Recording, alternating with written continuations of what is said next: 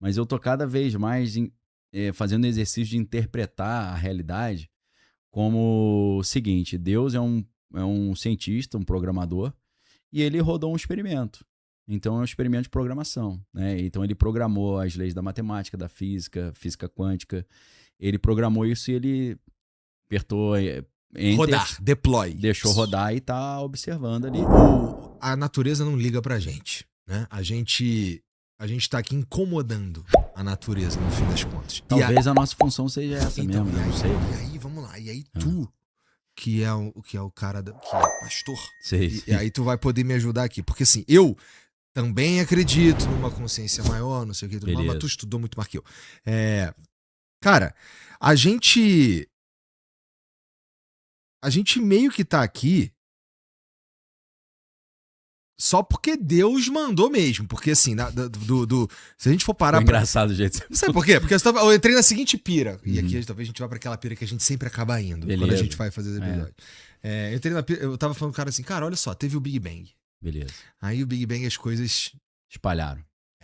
Expandiram. Em muitos e muitos anos começaram assim, as coisas estavam mais próximas, elas se juntaram, formaram-se os gases, e aí as estrelas, galáxias, e as coisas, o fruto dessa explosão continuou percorrendo. Ainda tá se expandindo. Né? Então, segundo a teoria, né? Segundo a teoria. Segundo o que me ensinaram, isso está expandindo de um jeito que para nós, para todos os efeitos, é infinito. Para todos os efeitos. Só se... Eu não sei exatamente cosmologia se volta depois, né? Mas para todos os efeitos, a gente nunca vai conseguir chegar do outro lado, portanto, é infinito, né? Então, é uma coisa que tem tantas possibilidades, assim, indo para todos os lados ao mesmo tempo. Abre o leque demais, né? Então, o que a gente se tornou uma das possibilidades do Big Bang. Isso não exclui a possibilidade de Deus. Tá bom. Tá? Porque quando o Big Bang, se há uma consciência maior, ele acontece pela vontade dessa consciência maior. Tá. Já que se ele é onipotente, onipresente, etc., foi ele que deu o petelequinho. Na minha opinião, ele tá fora do universo. Mas ele pode estar dentro também, se ele quiser. Ele é o universo, no fim das contas. Mas ele precisou... Ai, que pira. Ele precisou fazer tudo explodir. E aí, em algum momento, isso daqui se tornou uma realidade, porque era uma possibilidade no infinito. E quando você dá tempo demais, quando você dá tempo suficiente para alguma coisa no infinito, aquilo ali acontece. Tipo, o que a gente pode encontrar ainda dentro do número, dentro de pi? A gente não conseguiu calcular a pi inteiro. Então, Entendi. o que tem dentro de pi? Tem, tecnicamente, tem tudo dentro de pi. Sim. Se a gente for transformar em informação. Sim. Né? Então, a gente tá aqui meio que... A gente sempre ia existir e a gente vai embora em algum momento. Tá ligado? Então, no fim das contas, o sol vai apagar, as coisas vão acabar e a gente tá aqui se entretendo enquanto não morre. Mas dá pra brincar muito nesse tempo. Né? Não é não? Eu não lembro por que eu entrei nessa pira, mas o meu incômodo é o seguinte, caralho, no fim das contas, até o que a gente chama de trabalho é um entretenimento antes da morte. Por quê? Ninguém tem plena certeza, a menos que seja por meio da fé, de que diabo a gente está fazendo aqui. E se você acreditar nisso tudo que eu falei aqui agora, que a gente vem de uma explosão e que as coisas sempre caminhariam para cá, não sei o que e tudo mais, as coisas ficam elas ficam mais cinzas, não ficam? Tipo, a gente veio aqui fazer nada?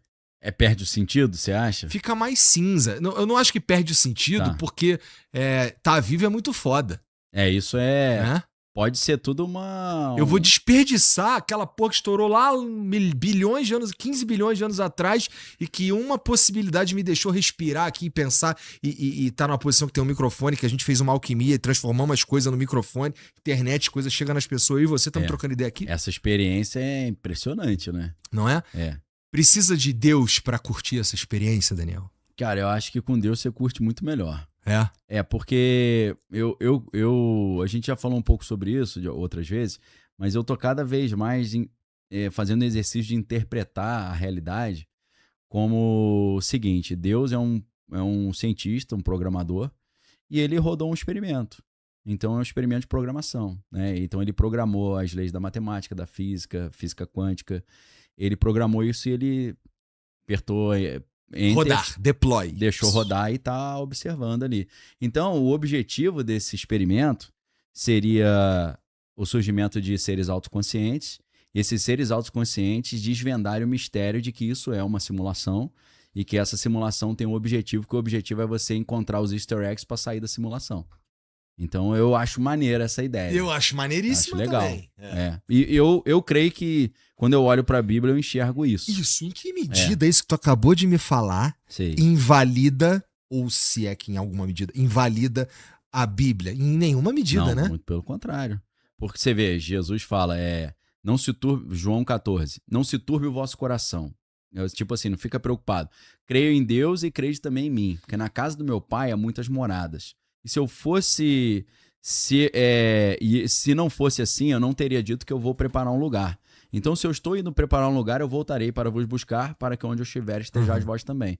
Ou seja, ele está preparando um lugar fora do programa, fora do jogo, para a gente habitar, para aqueles que entenderem que isso é um jogo e passarem as etapas. Vencer o boss, né? Passar diante dos desafios, passar de fase até zerar o game. Entendeu? A Bíblia é isso. Eu creio que é isso. Tudo é muito fascinante e levanta tantas perguntas que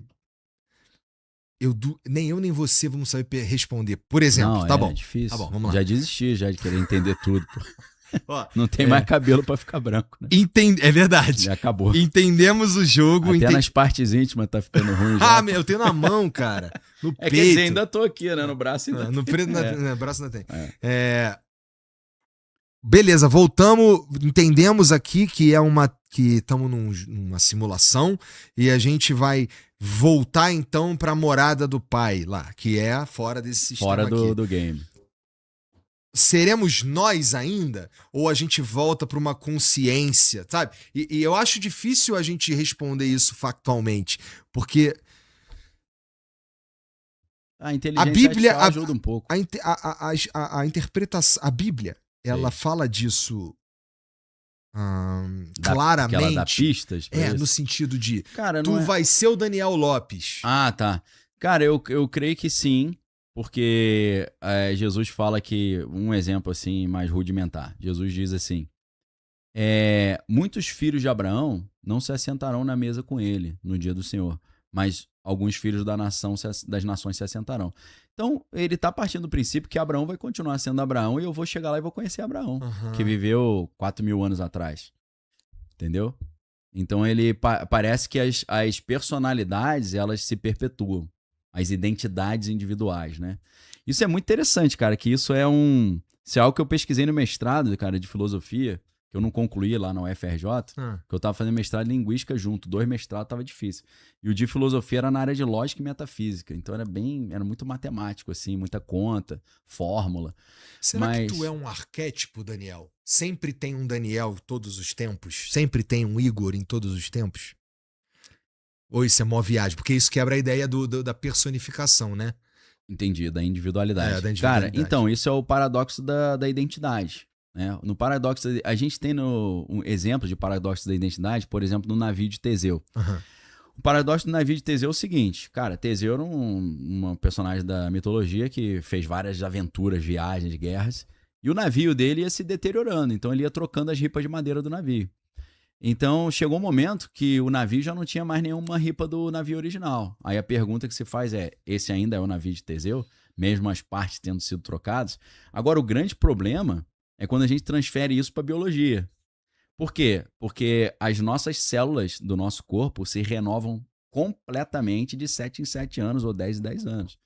Então, a criança nasce, é claro que vem de uma única célula, né? Aí vai se dividindo lá em mórula, gástula, blástula, neurula, vai se dividindo para ter múltiplas células. Mas quando você tem uma quantidade X de células, de 7 anos você não tem mais nenhuma das células originais. A não ser, talvez, as células que não se regeneram, não morrem, que são os neurônios. Que então, é tecnicamente de onde emerge a consciência. A consciência, a identidade, né? Apesar de que a gente já tem alguns trabalhos bem super acadêmicos, mas na borda do que dá para ser falado na ciência, que vão dizer que a consciência ela não depende do cérebro.